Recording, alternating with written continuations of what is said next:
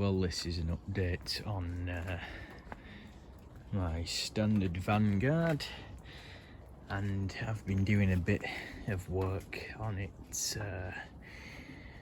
all for getting it ready back to go on the road, because not only does it need some structural work, of course it will need to be mechanically and electrically sound as well. So when I find the safety catch, there it is. Get that open. A couple of things. The screen washer system, that needs attention. It might sound like the least of the worries, or look like the least of the problems at the moment, but it is a legal requirement to have a working screen washer. And these jets that were inbuilt here as part of the wiper arrangement there, inbuilt from the factory, they go in and down through this plenum chamber. You can see there on the bonnets where somebody has fitted another one. I disconnected that because I want the originals working. Now they didn't work, they appeared to be blocked, so I blew through them with compressed air to no avail, and one come out that would have gone into the rubber, so that wants investigating, but they are proving difficult to access. I'm not sure how to access them, so that's something I need to ascertain. I think that air vent is going to have to come off to access them. The heater, I've ordered a set of rubber buffers for the blower motor there. As you can see, they have failed and allowed it to come adrift. It's also pretty corroded there. I removed some corrosion. You can see where that end panel is, but I have got it working on again on the original switch, which is good. This bit of pipe you've seen there, tatty pipe, is where the heater where the blower connects to the heater box there. So that is essential to get working. I've removed some of the random redundant wiring. That's an occupational hazard with these old cars. After 60 years and however many owners, you don't always know what's been done to the electrics. It is a pet hate of mine. I can't stand it when people tamper with vehicle electrics and end up butchering them. What I have done is I've got the interior light working. As you can see, this was the feed. I traced all this before it was connected to some random wires. I've reinstated that, although the feed has been cut. At the moment it was held in by one of those. This was what I've removed. So that was a job. You can see the rest of the stuff there, totally random crap. Fortunately the main loom otherwise seems to be okay, and this isn't such a big deal because I can quite easily make up a new wire in the correct colour for that. It's just a fuse holder there. Interesting that the interior lights have their own fuse. Battery I have secured as it wasn't secure before, and they need to be for safety and reliability. I wonder how many cars, and not just old ones, are running around with an insecure battery. I suspect that this bracket isn't the original. It looks like one of the universal style clamps, and you pick the hole to suit the size. But these actual rods, I think they would be original, just judging by the shape of them and the holes where they go on. So I've done it's not a great job. I need to find some better spaces for that. Car batteries in the old days were a lot bigger as well. So that's that at the moment.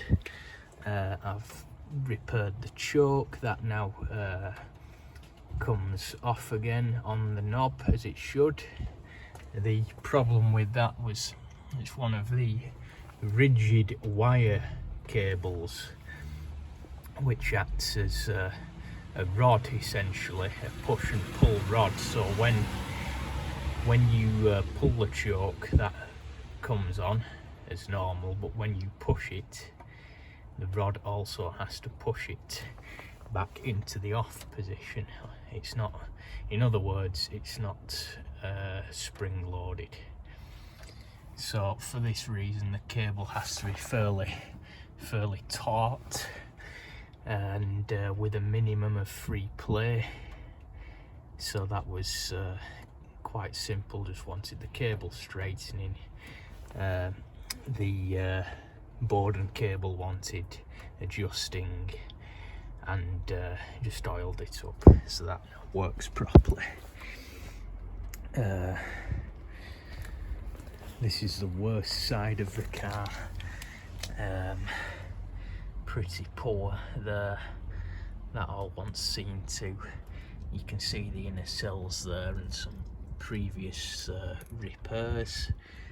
I have found some what looks to be red lead paint inside some areas, so I don't know what the process was at the factory, but they do appear to have dipped the bodies in something, because there is evidence of paint inside there, which is a good thing.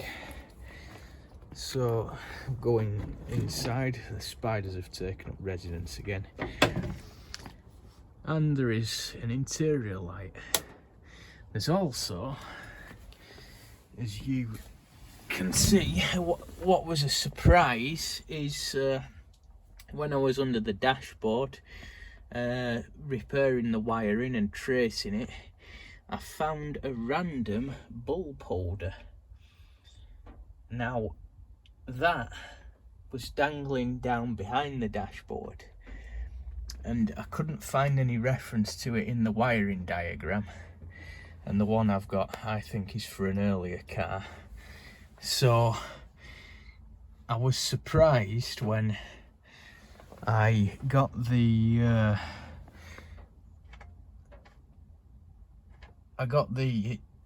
I repaired that feed under the bonnet I've just showed you, and this random bulb came on. I thought, before I got it working, I thought, well, is it from the instrument panel? But no, they were all there, because it is of the type, as you can see, it's the bulb holder is of the type used in the instrument panel. But as it comes on with the courtesy switches, and camera doesn't want to focus because it's a stupid Apple piece of shit, we can see it's now working, and the only likely place for it, which was made for it, and also given the length of the cable on it, was that under the steering column. So it must be an extra light for the Footwell, and that's all I can think of. Can any other Vanguard owners shed any light on it? But they're working anyway, so that's a good thing. I'm pleased at that. So I'm working through things slowly but surely. This British weather is not very good at all. It rains and it rains for days, so I was going to grease up the other side at the front, take the wheel off, but that can wait for a dry day. I'm not farting about in the rain and wet. What was I going to say? I was surprised there's no actual manual switch for the interior light, so they just operate off the doors. There is no mention of any interior lights. I have ordered a more up-to-date instruction book for the Vanguard III, which I hope is relevant to this car. This hole in the dashboard, I don't know if you might have noticed on one of the other videos, there was, here it is, an orange light, warning light. Well, that's that wouldn't have been there. Somebody's put that in. It was disconnected anyway.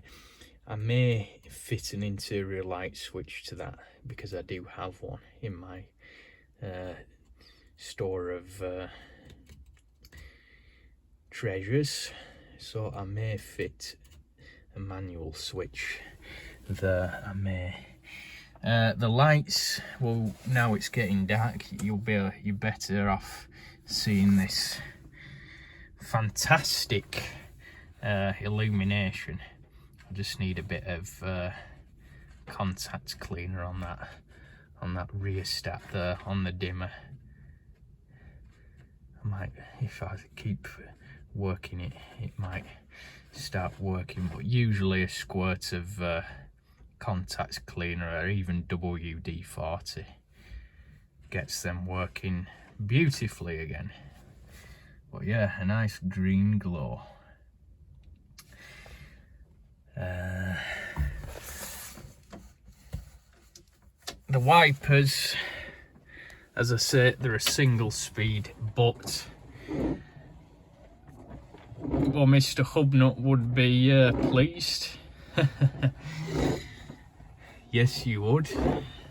Mr. Hubnut would be pleased with the minimal triangle of doom, and also a pretty good sweep. But they do need new blades, so that's something I'll sort out as well.